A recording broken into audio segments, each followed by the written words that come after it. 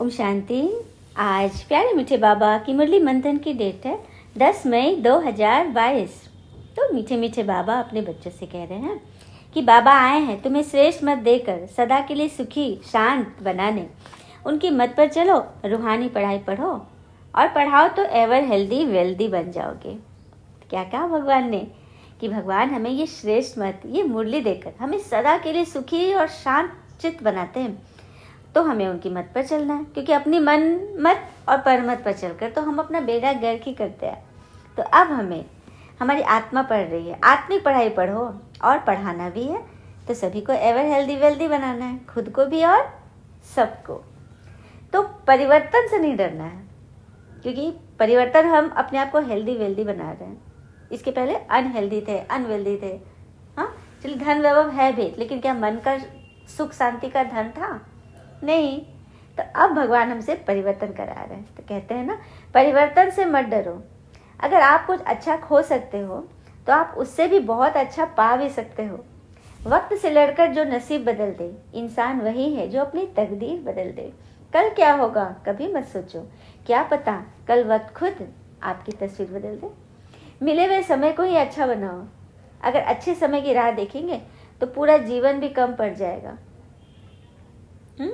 अपने और अपने परमात्मा पर सदैव विश्वास रखें, स्वस्थ रहे, तभी तो हम एवर हेल्दी वेल्दी बनेंगे। भगवान पे विश्वास करना मतलब भगवान की श्रीमत पर चलना। प्रश्न, कौन सा चांस सारे कल्प में एक समय ही मिलता है जो मिस नहीं करना है? तो रूहानी सेवा करने का चांस, आत्मा की मदद करने का चांस, मनुष्य को देवता बनाने का चांस अभी ही मिलता है। यह चांस मिस नहीं करना। रूहानी सर्विस में लग जाना है, सर्विसेबल बनना है। खास कुमारियों को ईश्वरीय गवर्नमेंट की सेवा करनी है, क्योंकि पवित्र है ना। मामा को पूरा फॉलो करना है। अगर कुमारियाँ बाप का बनकर जिस्मानी सर्विस ही करती रहे, कांटों को फूल बनाने की सर्विस ना करे, तो ये भी जैसे बाबा का डिसरिगार्ड है। क्या कह रहे हैं भगवान? सिर्फ शरीर की सर्विस नहीं करनी है, तन मन धन तीनों रूप से समर्पण, कांटों को फूल बनाने की सर्विस करनी है।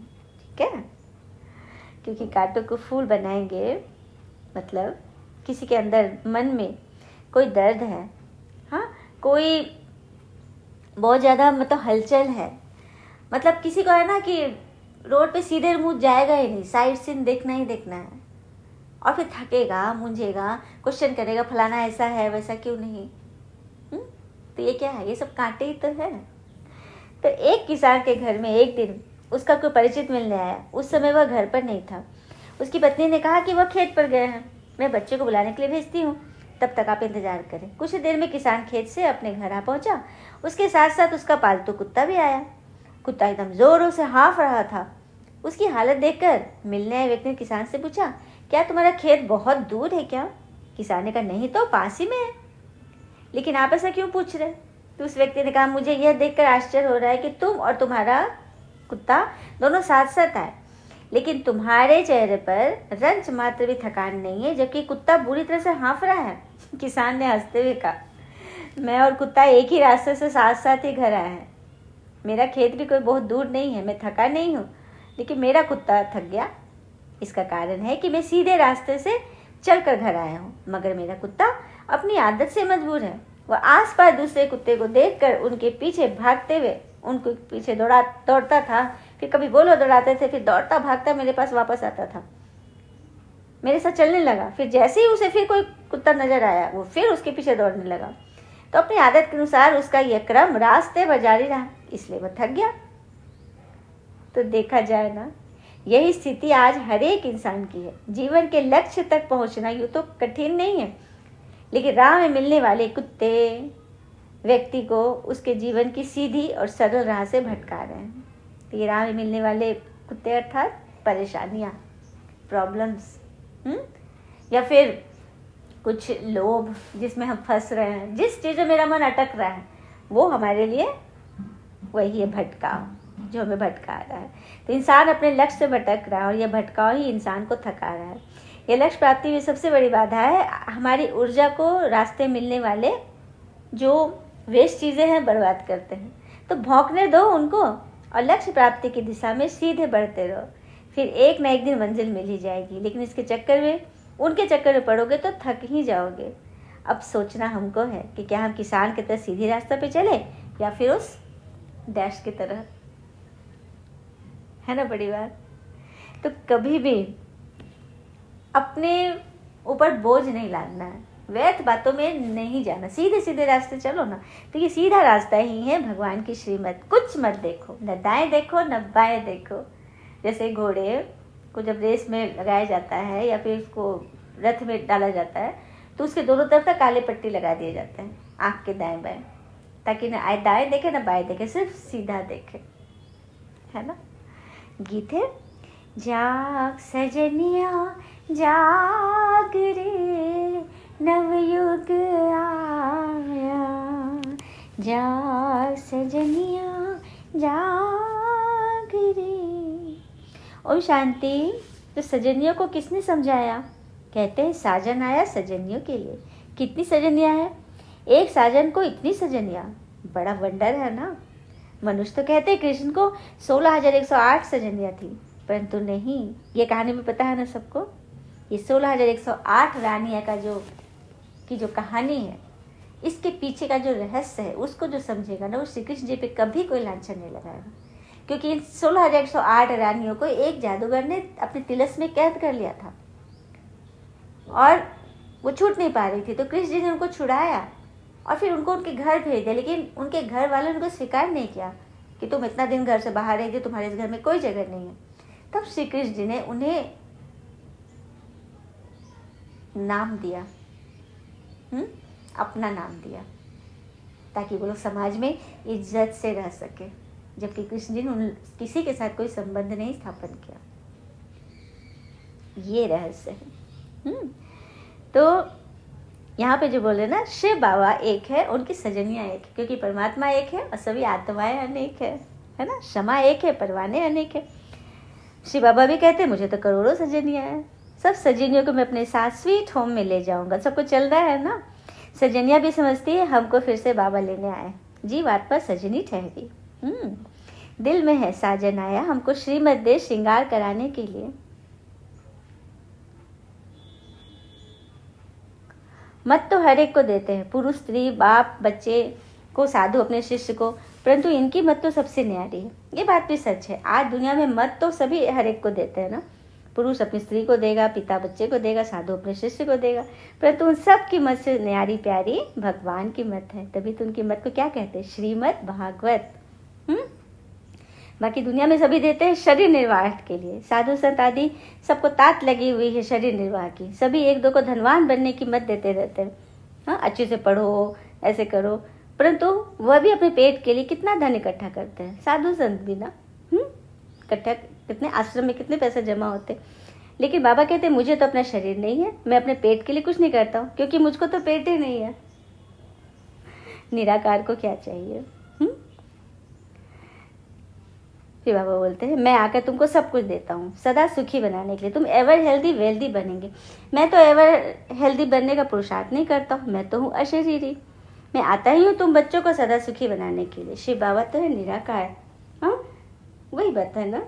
बाबा कह रहे हैं सबको अपने पेट की लगी हुई है। द्वापर में बड़े बड़े सन्यासी तत्व ज्ञानी ब्रह्म ज्ञानी थे, याद में रहते थे, तो घर बैठे उनको सब कुछ मिल जाता था। पेट तो सबको है, तो सबको भोजन तो चाहिए, परंतु योग में रहते इसलिए उनको धक्का नहीं खाना पड़ता था। साधु संत योग में रहते थे तो उनको खाने के लिए धक्के नहीं खाने पड़ते थे। अब पिता तुम बच्चों को युक्ति बतलाते हैं कि तुम सदा सुखी कैसे रह सकते हो। बाबा अपनी मत देकर विश्व का मालिक बनाते हैं।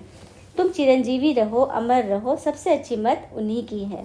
मनुष्य तो बहुत मत देते हैं, कोई इम्तहान पास कर बैरिस्टर बन जाते, परंतु वह सब अल्पकाल के लिए पुरुषार्थ करते हैं अपने और बाल बच्चों के लिए। दुनिया में जो कहते हैं ना मैं कर्तव्य निभा रहा हूँ अपना और अपने बच्चों का, ये तो कोई बड़ी बात नहीं है। ये तो कोई पशु भी करता है, अपना अपने बच्चों का पेट भरता है। मनुष्य जन्म मिला है तो कुछ श्रेष्ठ करे ना, तभी तो श्रेष्ठ मत मिल रहा है हमें। अब बाबा हमको श्रीमत देते हैं कि बच्चे श्रीमत पर चल के रूहानी पढ़ाई पढ़ो, जो मनुष्य विश्व का मालिक बन जाए।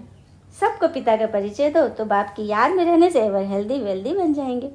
वह है अविनाशी सर्जन। तुम पिता के बच्चे भी रूहानी सर्जन हो, इसमें कोई तकलीफ नहीं है। सिर्फ मुख से आत्माओं को श्रीमत दी जाती है। सर्वोत्तम सेवा तुम बच्चों को करनी है, ऐसी मत तुमको कोई दे न सके। अब हम पिता के बच्चे बने हैं तो बाबा का धंधा करें या जिस्मानी धंधा करें? क्या करना है हमको? जिस्म से सेवा तो जीवन भर करते हैं द्वापर से। अब भगवान के बने हैं ना तो रूहानी धंधा करें। बाबा से हम अविनाशी ज्ञान रत्नों की झोली भरते हैं। शिव के आगे कहते थे ना, भर दे झोली। वह समझते हैं 10-20 हज़ार मिल जाएंगे, अगर मिल गए तो बस उन पर बलिहार जाएंगे, बहुत खातिरी करेंगे। वह सब है भक्ति मार्ग। कोई अगर 10-20 हज़ार चंदा दे दे तो कितनी उसकी खातिरी होने लगती है ना। ये सब भक्ति मार्ग है। बाबा कहते ये सबको मेरा परिचय दो और बेहद की हिस्ट्री ज्योग्राफी सुनाओ। बहुत इजी है। हद की हिस्ट्री ज्योग्राफी में तो बहुत बातें हैं। ये बेहद की हिस्ट्री ज्योग्राफी है कि बेहद का पिता कहाँ रहते हैं, कैसे आते। हद की हिस्ट्री ज्योग्राफी तो सबने पढ़ी है, लौकिक पढ़ाई में पता ही है क्या क्या हुआ। लेकिन यह बेहद की हिस्ट्री ज्योग्राफी हमें भगवान आके बताते हैं आत्माओं के बारे में कि कैसे उसके अंदर 84 जन्मों का पाठ भरा हुआ है। बस जास्ती कुछ नहीं समझा, सिर्फ बाबा और वर्षा, ये 2 बात समझा दो। अहम आत्मा बाबा को याद करके विश्व का मालिक बन जाएगी। अभी पढ़ना और पढ़ाना है, सबको यही करना है। बाबा कहते अगर कोई होशियार बच्ची है तो मैं उनके मित्र संबंधियों को भी दे सकता हूँ, जिससे उसका भी शरीर निर्वाह चलता रहे, परंतु बच्ची अच्छी हो, सर्विसेबल हो। बाबा कहते जो होशियार बच्ची है वो कितने सारे मित्र संबंधियों को भी ज्ञान दे सकती है, जो सर्विसेबल होगी। अंदर बाहर साफ होना है, उनकी बोली बड़ी मीठी हो। वास्तव में कुमारी की कमाई माँ बाप नहीं खाते, क्योंकि कुमारी को फिर बयाना होता है ना। तो बाबा का बनकर फिर भी जिस्मानी सर्विस में ध्यान बहुत देना, यह तो डिसरिगार्ड हो गया। सच बात है, जब भगवान के बन गए तो कोई भी सर्विस अब किसकी करनी है? भगवान की ही करनी है। बाबा कहते हैं मनुष्य मात्र को हेवन का मालिक बनाओ। बच्चे से फिर जिस्मानी सर्विस में माथा मारे। स्कूल खोलना तो गवर्नमेंट का काम है, अब बच्चियों को बुद्धि से काम लेना है। कौन सी सर्विस करे, ईश्वरीय गवर्नमेंट की या उस गवर्नमेंट की? अब बाबा कह रहे कि पूछ रहे हैं कौन सी सर्विस करनी है। तो जन्म जन्म गवर्नमेंट की सर्विस करते आए, अब मौका मिला है, गोल्डन चांस मिला है ईश्वरीय सर्विस करने का, तो उसमें अपना भाग्य जगाए ना। शिव बाबा तो हर एक बच्चे को समझ सकते हैं, हाँ, कि कौन बाहरयामी है और कौन अंतर्यामी, मतलब कौन बाहर मुखी और कौन अंतर्मुखी। ये बाबा भी हर एक की शक्ल से, बोल से, एक्ट से सब कुछ समझ जाते हैं। फिर बाबा कहते तो बच्चियों के लिए सर्विस करना अच्छा है, हाँ, वहाँ तो अल्पकाल का सुख मिलेगा। बाबा कह रहे हैं कि ये ईश्वरीय सर्विस करे, यहाँ तुम्हें जन्म जन्म का सुख मिलेगा। फिर एक तरफ है रावण की सेना, दूसरी तरफ है राम की सेना। बहादुर बन राम की तरफ जाना चाहिए। आसुरी संप्रदाय को ही दैवी संप्रदाय बनाने का धंधा करना है। जिस्मानी विद्या तुम जिनको पढ़ाएंगे, फिर पढ़कर बड़े होकर विनाश के सामने, विनाश तो सबके सामने आएगा, तो उसमें वो पढ़ाई तो काम नहीं करेगी। तो यहाँ तुम योग बल से जी आत्मिक पढ़ाई पढ़ रहे हो ना, इससे तुम अपना और सबका फायदा दोगे, सबका लाभ कराओगे। जो शिव बाबा से भारत का प्राचीन ज्ञान और योग सीख कर भारत को हीरे जैसा बनाते हैं, पिता कल्प के बाद ही आकर पतितों को पावन बनाते हैं। तुम सब रावण की जेल में हो, शोक वाटिका में हो। यह कोई अशोक वाटिका नहीं है जहाँ कोई शोक न हो, यह शोक वाटिका है जहाँ सब दुखी है। फिर राम आकर सबको छुड़ाए, अशोक वाटिका स्वर्ग में ले जाते हैं। श्रीमत कहती है कांटों को फूल, मनुष्यों को देवता बनाओ। तो मास्टर दुख हरता सुख करता हो, तो यही धंधा करना चाहिए। श्रीमत पर चलने से ही तुम श्रेष्ठ बनेंगे। बाबा तो राय देते हैं, अब बाबा कहते हैं अर्जी हमारी, मर्जी आपकी। बाबा ये भी कह देते हैं कि अर्जी मेरी है, रिक्वेस्ट मेरा है, मर्जी तुम्हारी है। अच्छा, मीठे मीठे बच्चों प्रति भगवान की नमस्ते। हम बच्चों की भी प्यार है, बाबा को नमस्ते। धारणा के लिए मुख्य सार, पहले पॉइंट, सर्विसेबल बनने के लिए अंदर बाहर साफ रहना है। मुख से बहुत मीठे बोल बोलने, देह सहित देह के सब संबंधों से बुद्धि योग हटाना है। संग से अपनी बहुत संभाल करनी है। दूसरी पर पिता समान मास्टर दुख हरता सुख करता बनना है। रूहानी सेवा कर सच्ची कमाई करनी है। हाँ, रूहानी पिता की मत पर रूहानी सोशल वर्कर बनना है। किसकी मत पर चलना है? रूहानी पिता की मत पर चलकर रूहानी सोशल वर्कर बनना है। वरदान ले लेते हैं बाबा से। मैं और मेरा बाबा इस विधि द्वारा जीवन मुक्त स्थिति का अनुभव करने वाले सहज योगी भव। मैं और मेरा बाबा इस विधि द्वारा जीवन मुक्त स्थिति का अनुभव करने वाले सहज योगी बनो। कैसे बनेंगे? तो ब्राह्मण बनना अर्थात देह संबंध और साधनों के बंधन से मुक्त होना। देह के संबंधियों का देह के नाते से संबंध नहीं बल्कि आत्मिक संबंध है। यदि कोई किसी के वश परवश हो जाते हैं तो बंधन है, लेकिन ब्राह्मण अर्थात जीवन मुक्त। जब तक कर्म इंद्रियों का आधार है तब तक कर्म तो करना ही है, लेकिन कर्म बंधन नहीं, कर्म संबंध हो। कर्म बंधन और कर्म संबंध क्या है? कर्म बंधन जब हम किसी बात में किसी के बंधन में है, किसी के पास में, कोई हमें थोड़ा सा भी हमारी तवज्जो नहीं किया, कुछ टेढ़ा बोला या मेरी बात ध्यान नहीं दी, हाँ मेरी तरफ देखा नहीं, तो हम फंस गए, मतलब हम उसके बंधन में हैं। और कर्म संबंध है, चाहे सामने वाला कुछ भी करे लेकिन हम उसके प्रभाव में नहीं हैं। ऐसा हो सकता है? तो ऐसा जो मुक्त है वही सफलता मूर्त है, क्योंकि वही सदा सफलता को पाएंगे। तो इसका सहज साधन वही है, मैं और मेरा बाबा। जब ये दो शब्द याद रहेंगे ना तो बस सब कुछ आपकी रीच में होगा। यही याद सहज योगी सफलता मूर्त और बंधन मुक्त बना देती है। स्लोगन। फिर मैं और मेरेपन की अलाय खाद को समाप्त करना ही रियल गोल्ड बनना है। तो रियल गोल्ड, ऐसा गोल्ड जो भगवान के गले की शोभा बने, जो भगवान का जेवर बने, आभूषण बने, अलंकार बने। तो उसके लिए अपने मैं और मेरेपन की जो सूक्ष्म बेड़ी है ना, उसको हटाना है, उस खाद को समाप्त करना है। अच्छा, ओम शांति। शुक्र मीठे बाबा, वो बाबा के प्यारे प्यारे बच्चे। All is well always. ओम शांति।